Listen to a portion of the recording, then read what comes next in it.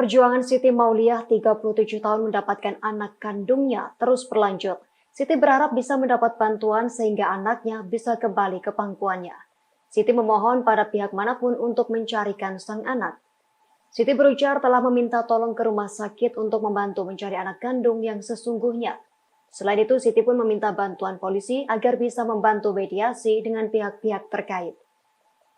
Siti Mauliah mengaku ia berharap anak kandungnya yang tertukar bisa ditemukan dan kembali pada dirinya.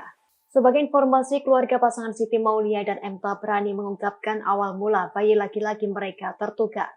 Peristiwa terjadi seusai Siti melahirkan secara sesar di Rumah Sakit Sentosa, Kecamatan Kemang, Kabupaten Bogor, Jawa Barat pada 18 Juli 2022 lalu.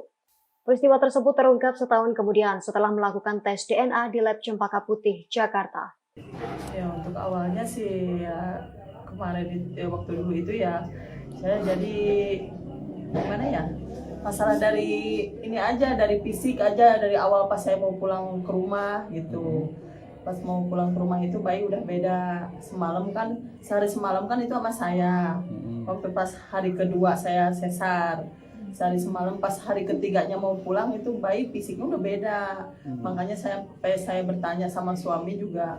Terus kata suami, udah mah jangan dibahas katanya gitu ya. Ya udahlah, mana mungkin sih rumah sakit itu nggak salah, pasti anak kita. Oh ya udah. Terus udah pas saya pulang, saya ke admin, pas buka gelang itu suami saya nggak dengar, katanya dibaca gelang itu atas nama si pasien B gitu ya.